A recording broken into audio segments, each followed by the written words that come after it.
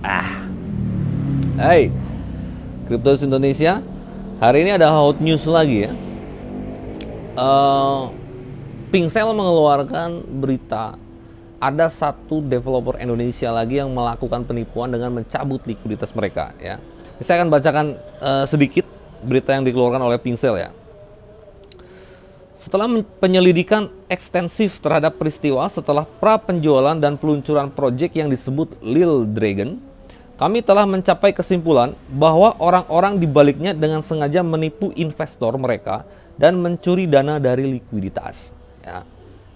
Dan pihak Pincel ini sudah melakukan cara untuk menghubungi mereka, tetapi tidak ada balasan. Ya. Data yang diberikan oleh Project Lil Dragon ini itu KTP-nya dari Palembang ya. Tetangganya Wisnu kayaknya ini anjing. Ya, nah, ini udah 2 kali ya di Pincel terjadi seperti ini. Itulah kenapa kemarin pihak Pincel mencoba menghubungi kami dari Cryptois untuk menjadi kerjasama sebagai validator ya, akurasi untuk KYC Project Indonesia. Jadi ke depan ini, setelah ini ya, kami lagi nyusun ya, dan baru mulai per hari ini semua Project Indonesia yang mau launchpad di sana harus memiliki KYC dari kami. Tuh ya. Tadi juga ada yang bertanya ya di PBI juga, katanya Project Lil Dragon ini harus dipertanyakan kepada Cryptois. Encandi mulai anjing. Itu mah Project Nukamari. Itu belum itu kan udah melakukan penjualan dan sudah launching di PancakeSwap. Sedangkan kami baru saja beberapa hari kemarin menjadi kerjasama. Nah jadi kedepannya justru proyek-proyek Indonesia memang harus melakukan KYC di Cryptois supaya kita bisa memiliki data lebih lengkap. Nah seperti kejadian di Pincel ini mungkin baru tahu gitu loh bahwa di Indonesia itu masalah data seperti itu tuh mudah dimanipulasi gitu kan. Indonesia kan jago sulap. Nya tong boro KTP anjing nya banget gini sulap anjing gitu kan. Nah, maka mereka nggak memiliki mungkin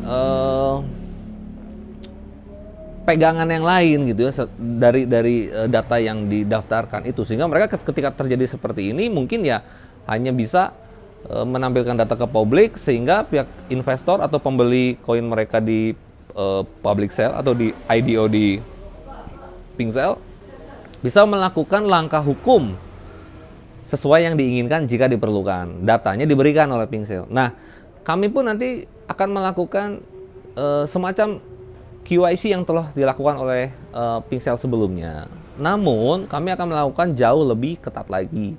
Seperti contohnya misalkan, developer harus menyetorkan rekening korannya selama 1 tahun.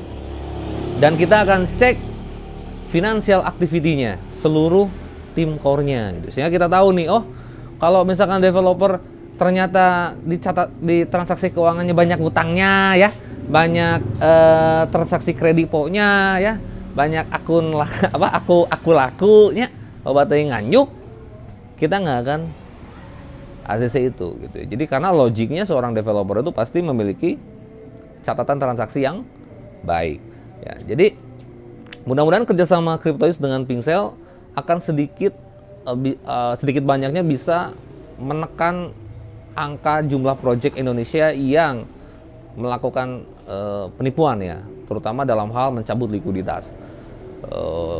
Terus misalnya ada pertanyaan, misalkan Kang, misalkan ada proyek nanti yang udah KYC di Cryptois, lalu misalkan mereka juga tetap melakukan penipuan misalkan. Jadi tugas kami adalah memberikan data yang lengkap, valid tentunya. Karena kami akan, kalau KYC di kita bukan secara online, itu harus datang offline dan kita akan survei. Gitu.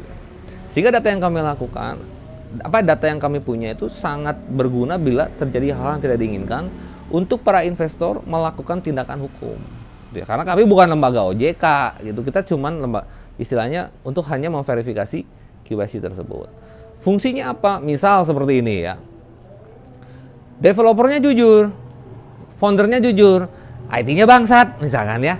Ya kan? IT-nya bangsat karena foundernya ini nggak ngerti gitu kan. Tiba-tiba dikadalin sama IT-nya, tokennya dirugin. ya, atau likuiditasnya dicabut sama si IT-nya. Padahal foundernya ini niatnya bener, misalkan kasus contohnya seperti itu.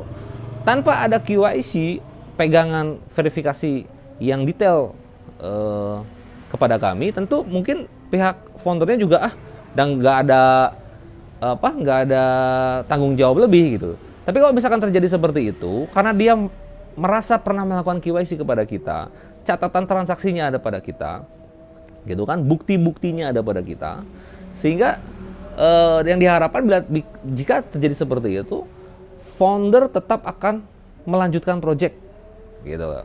Mempertanggungjawabkan project itu terus berjalan, karena itu resiko dia. Bongan saya jadi developer belagu kan gitu. Akhirnya merugikan banyak orang.